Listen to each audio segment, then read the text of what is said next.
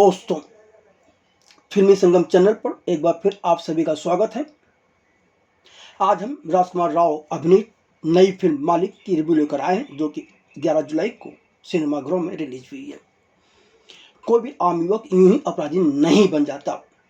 उसके अपराधी बनने के पीछे उसकी अपनी यातना, तकलीफें, जीवन की त्रासदियाँ, परेशानियाँ और समाज या राजनेताओं के प्रति दिल में उबलता गुस्सा यानी कि ठोस वजह होती है। लेकिन निर्देशक पुलकित की गैंगस्टर फिल्म मालिक में ऐसा कुछ भी नहीं है। हम निजी जीवन में जिन बाहुबलियों या गैंगस्टरों की कहानियां सुनते हैं, उनके साथ आम जनता का जुड़ाव होता है, क्योंकि वह बाहुबली या गैंगस्टर होने के साथ ही आम लोगों के लिए मददगार नजर आते हैं। पर फिल्म मालिक में एक भी किरदार ऐसा नहीं है। 10-12 बंदूकधारियों का साथ मिल जाने से कोई आम इंसान गैंगस्टर या बाहुबली नहीं बन जाता। दूसरी बात, आपके नौकर का बेटा आपके पैर नहीं छूता तो क्या आप अपने नौकर की लगभग हत्या कर उसे सजा देंगे? लेकिन फिल्म निर्माता कुमार तौरानी इसी तरह की कहानी वाली गैंगस्टर ड्रामा फिल्म मालिक लेकर आए हैं, जो कि कथित रूप से दक्षिण में बनी इसी नाम की फिल्म का हिंदी रीमेक है। पर इस बात का जिक्र फिल्म की क्रेडिट में नहीं है और न ही कभी निर्माता ने इस बात को स्वीकार किया। उनके अनुसार यह एक मौलिक कहानी है। कई कॉमेडी ड्रामा फिल्मों में अभिनय करने और मध्यम वर्गीय समस्याओं से जूझ रहे एक मध्यम वर्गीय लड़के की भूमिका निभाने की अपनी इमेज को तोड़ने के मकसद से राजकुमार राव ने इस गैंगस्टर फिल्म में अभिनय करते एक गैंगस्टर की भूमिका निभाई है। दावा किया जा रहा है, ऐसा दावा किया जा रहा है, लेकिन शायद इस तरह का दावा करने वाले पत्रकारों के साथ ही राजकुमार राव भी भूल गए कि राजकुमार राव ने गैंगस्टर वासीपुर में नवाजुद्दीन सिद्दीकी के साथ एक छोटा सा किरदार निभाया था। इतना ही नहीं, वह शाहिद, सिटी लाइट्स, न्यूटन और ओमेरता जैसी तमाम फिल्मों में गंभीर किरदार निभाए हैं। बीच में जरूर वह कुछ फिल्मों में लगातार रोमांटिक कॉमेडी फिल्में करते रहे हैं। फिल्म मालिक में गोली, बंदूक, एक्शन, मारकाट व खून खराबा का ही बोलबाला है, पर फिल्म में ऐसा कुछ भी नहीं है जो आपको बांध कर रखे या आपको लगे कि इस फिल्म को देखना चाहिए। यह फिल्म कहीं ना कहीं बहुत निराश करती है। बहुत घटिया फिल्म है। कहानी 2 घंटे 32 मिनट की अवधि वाली इस फिल्म की कहानी 80 और 90 के दशक के इलाहाबाद, जो कि अब प्रयागराज हो गया, की है। यह कहानी है उस गुस्से, उस लालची की जो धीरे धीरे एक आम लड़के को मालिक बना देती है, यानी कि गैंगस्टर बना देती है। गांव में रह रहे बिंदेश्वर दुबे यानी कि अभिनेता राजेंद्र गुप्ता दूसरे बड़े किसानों के खेत जोतने का काम करते हैं और उन्हें वह मालिक मानते हैं। बिंदेश्वर ने धूमधाम से अपने बेटे दीपक यानी कि राजकुमार राव का विवाह शालिनी यानी कि मानुषी छिल्लर से किया हुआ है। इलाहाबाद यूनिवर्सिटी में पढ़ाई कर चुके और बेहतरीन फुटबॉल खिलाड़ी दीपक अलग मिजाज के हैं। वह अपनी पत्नी शालिनी से बहुत प्यार करते हैं और अपनी पत्नी शालिनी के लिए जानबूझकर अपनी फुटबॉल टीम को जीता हुआ मैच हरवा देते हैं। इलाहाबाद में दबंग विधायक मल्हार सिंह यानी कि अभिनेता स्वानंद किरकिरे हैं, जो कि दबंग बाहुबली नेता शंकर सिंह यानी कि सौरभ शुक्ला के छत्र छाया में जिंदगी जी रहे हैं।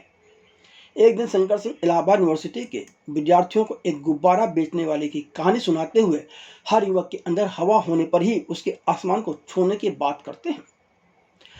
इस बात का किसी पर असर पड़ा हो या ना पड़ा हो, पर जबरदस्त असर दीपक पर पड़ता है। घर लौटने पर दीपक अपने पिता से उन मालिक के जिनके खेत उनके पिता जोत रहे होते हैं के पैर छूने से साफ इनकार कर देता है और यहीं से दीपक के अंदर अपनी ताकत के बल पर खुद मालिक बनने का विचार आ जाता है। उधर खेत के मालिक नाराज होकर लंगड़ा से कहकर बिंदेश्वर के खेत को चौपट करने के साथ ही बिंदेश्वर पर भी ट्रैक्टर चढ़वा देते हैं। जब दीपक इस बात की शिकायत लेकर शंकर सिंह के पास जाता है तो शंकर सिंह कहते हैं कि वह अपने बाप के लिए कुछ नहीं कर सकता तो वह क्यों करे। तब दीपक शंकर की धमकी देकर चला आता है और शंकर के कहने पर शंकर का ही चमचा पंडित दीपक को लंगड़ा तक पहुंचा देता है। अब दीपक भरे बाजार में लंगड़ा की हत्या कर आग के हवाले कर देता है।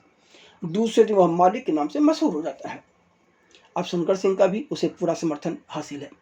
फिर उसकी गुंडागर्दी बनने लगती है, वह नया बाहुबली बन जाता है। धीरे धीरे कानून ताक पर रखकर दीपक उर्फ मालिक के सारे टेंडर खुद हासिल कर लेता है, जिसकी वजह से विधायक मल्हार सिंह के अलावा विधायक के खास चमचे चंद्रशेखर यानी कि अभिनेता सौरभ से जो भी उनके दुश्मन हो जाते हैं। इस दुश्मनी की आग में एक दूसरे को मात देने का खेल शुरू होता है। विधायक सस्पेंड किए गए एसपी दास यानी कि अभिनेता प्रसन्नजीत को इलाहाबाद का नया एसपी नियुक्त करवाकर उसे मालिक को खत्म करने की सुपारी दे देते हैं।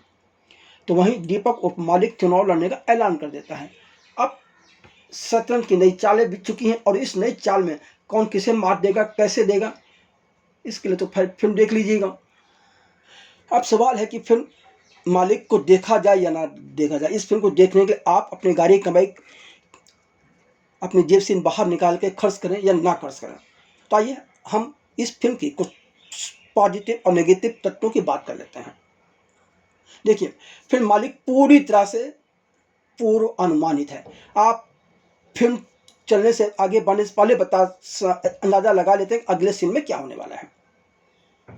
बट देखिए, जब आप एक कार में एक महिला को देखते हैं जिसने अभी अभी अपने प्रियतम यानी कि पति को अंतिम विदाई दी है, तो आपको एहसास हो जाता है कि आगे इस महिला के साथ क्या होगा, क्योंकि जिस ढंग से वो सीन आता है उसे समझ में आ जाती है बात।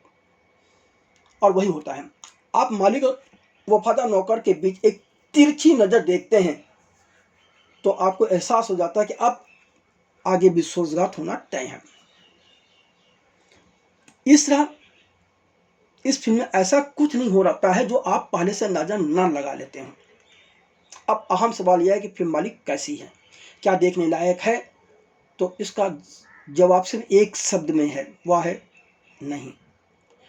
फिल्म बहुत लंबी, बहुत नीरस और अति साधारण फिल्म है, इसलिए वह अपनी वास्तविक स्थिति के अलावा कुछ और नहीं हो सकती। फिल्म की शुरुआत बेहतरीन है और फिल्म की शुरुआत में आपको लगता है कि फिल्म कुछ कमाल करेगी। जब मालिक अपने घर दबिश करने आए पुलिस वाले को थूक चाटने पर मजबूर करते हैं तो आपको लगता है कि इसकी क्रूरता कुछ नजर आएगी, लेकिन बाद में वैसी क्रूरता कहीं नजर आती नहीं है पूरी फिल्म में। जी हाँ, फिल्म की शुरुआत उम्मीद बनाती है, पर जैसे जैसे कहानी आगे बढ़ती है लेखक और निर्देशक दोनों की पकड़ फिल्म पर से छूटती जाती है। फिल्म की सबसे बड़ी कमजोर कड़ी इसकी स्क्रिप्ट है, तो वहीं इसके निर्देशक भी कम दोषी नहीं है।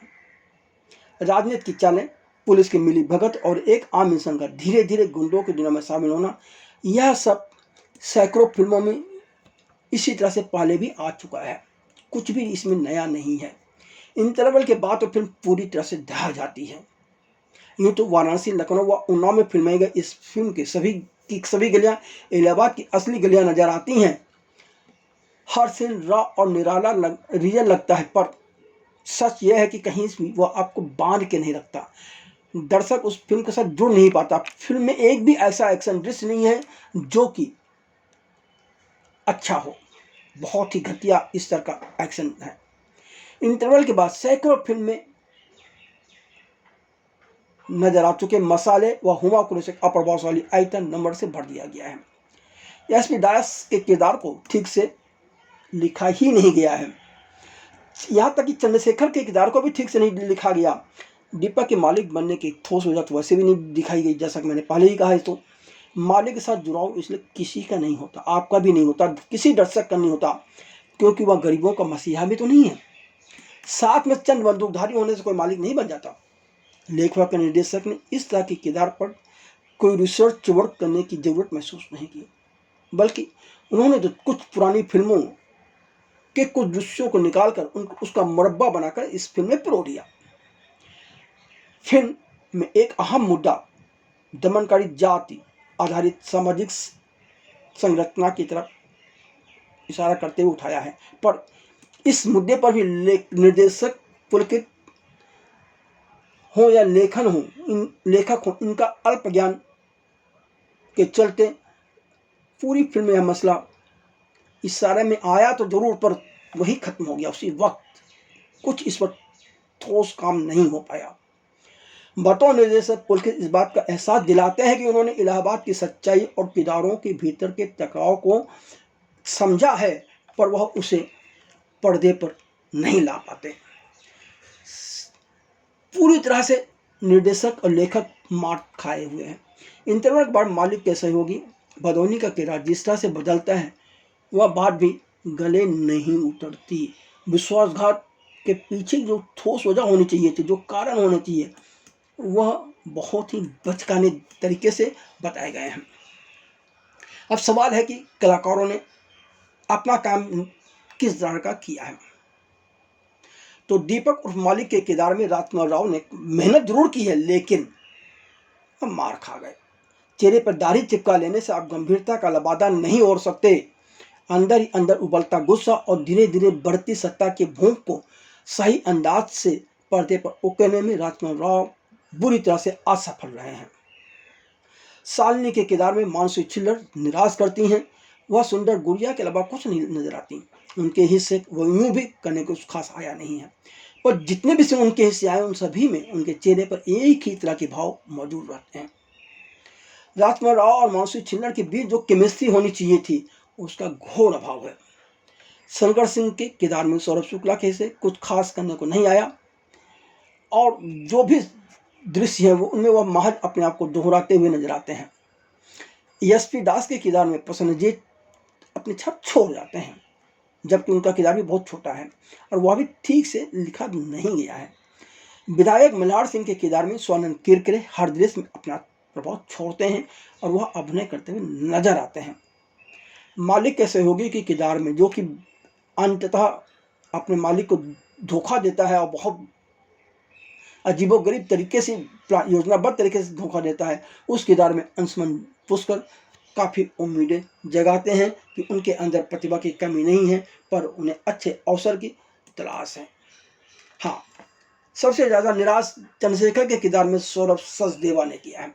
मजेदार बात यह है, सौरभ सचदेवा वह कलाकार हैं जो कि दूसरे कलाकारों को ट्रेनिंग भी देते हैं, पर खुद किरदार के साथ न्याय नहीं कर पाए। अब वह दूसरे कलाकारों को क्या ट्रेनिंग देते होंगे या तो वही जाने। कुल मिलाकर हम तो यही चाहेंगे कि इस फिल्म के लिए पैसे खर्च करना बुद्धिमानी नहीं होगी।